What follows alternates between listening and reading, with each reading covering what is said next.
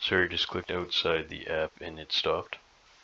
Okay, so somehow I clicked the corner of the screen and it got minimized and the recorder stopped. Okay, so just back to creating a second form for a multi-form project in that tutorial. So you're supposed to basically in Visual Studio, there's some instructions. So I'm in Writer, I'm going to do it differently.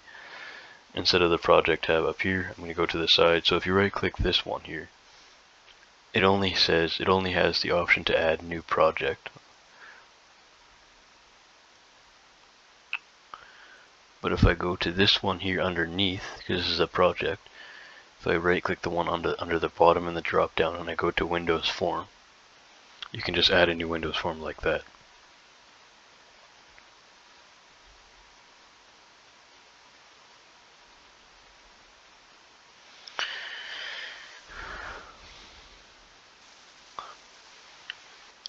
So you could change the name of this.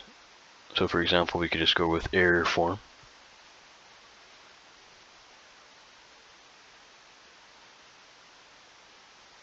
Okay, so we're going to go with error form. I think you might need .cs or not.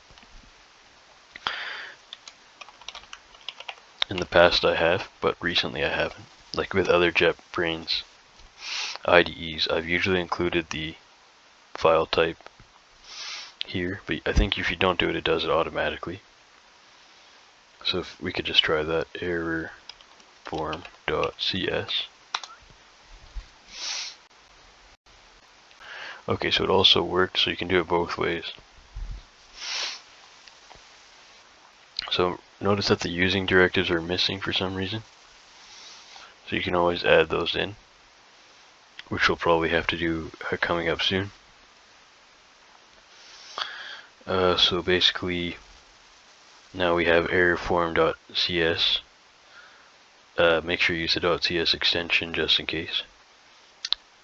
Click add, which I just did. Now we have a new blank form that was added to our project. The new form is displayed in the designer, and an entry for the new forms file appears in the Solution Explorer. So the Solution Explorer is here. So now we have MainForm.cs. Remember, we changed the name from Form1 to MainForm, and now we have errorform.cs.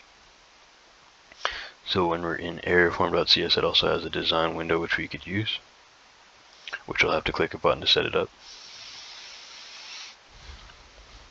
Okay, so now we have two files, errorform.cs and mainform.cs, which are both Windows Form apps.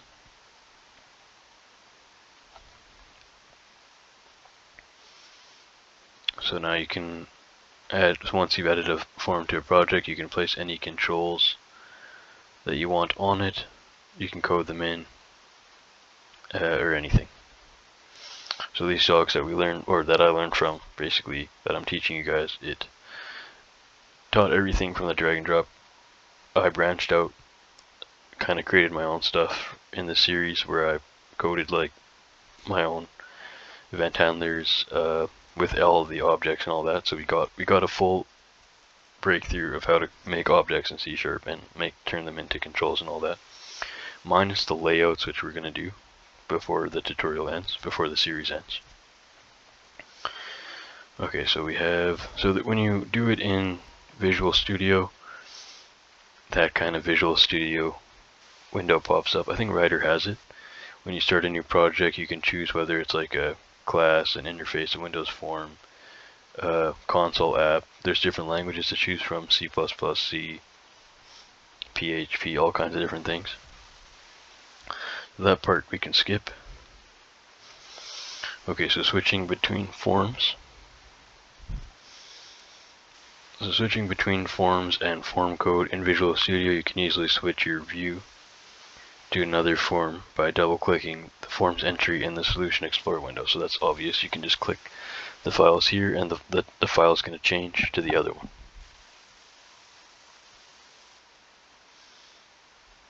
So you may see the using directives missing. You'll have to add those in if you need to.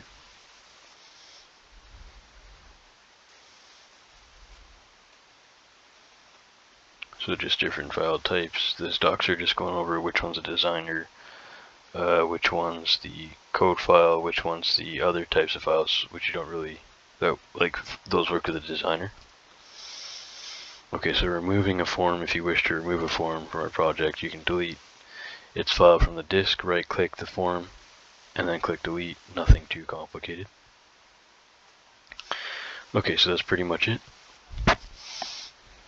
I'm not sure how long the videos are, because the other one stopped. So I'll just give you guys a break here for a sec, and then we'll be moving on to displaying a form, so back into the code.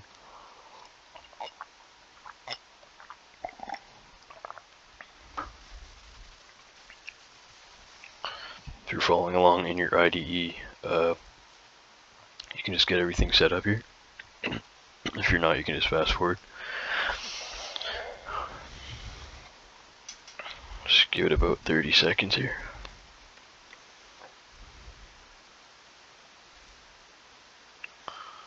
Happened to this, okay.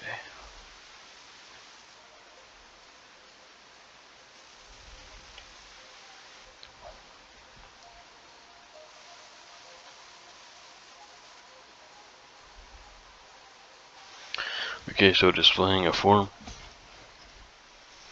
So we've used this method before.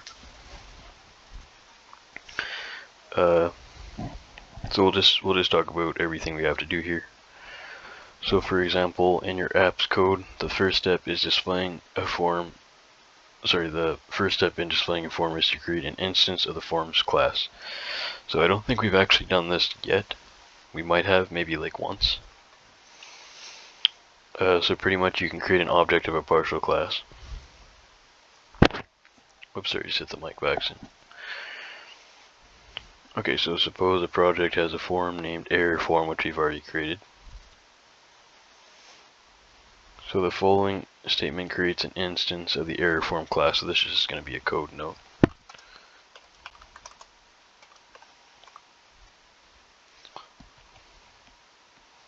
So here, for example, error form points to new error form. Same object instantiation convention, just your normal OOP stuff. So this statement declares a reference, an object reference variable named error form. It also creates an object of the error form class in memory and assigns a reference to the object to the error form variable or object reference variable.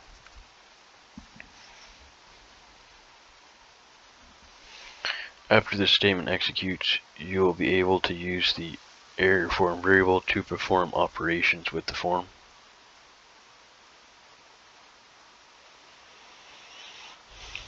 So creating an object of the forms class does not display the form on the screen.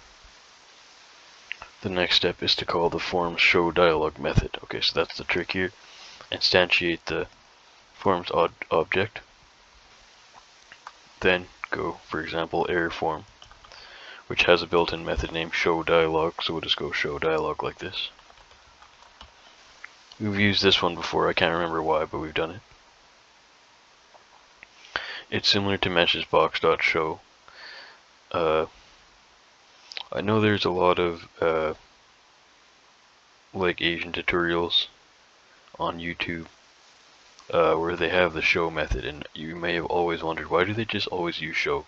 Well, they probably use show because they started from C# or they have a C# background. So error, maybe in those countries they like C#. Okay, so for error form.show dialog, we've seen this method before. So the show dialog method displays a form on the screen, and it gives that form the focus.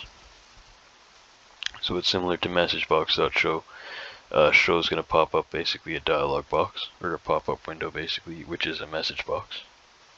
I think it's generally called a dialog box, like in different languages.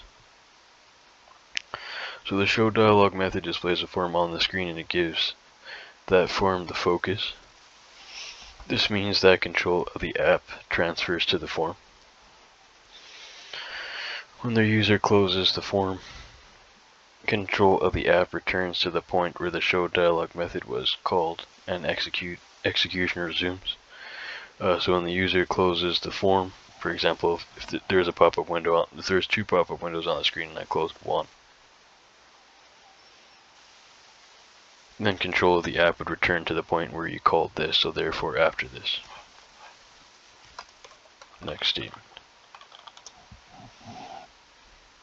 If you show dialog, the execution could transfer to that form's code, so just be careful. We're going to be working with that here in the lab.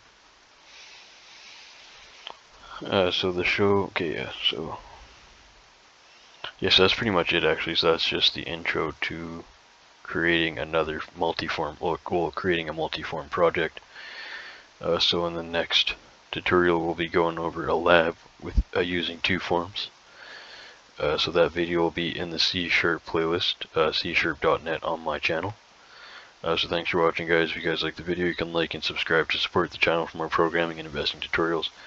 In the next video, we'll be going over creating a multi-form app. So thanks for watching. I'll see you guys in the next one. Take care. Thanks.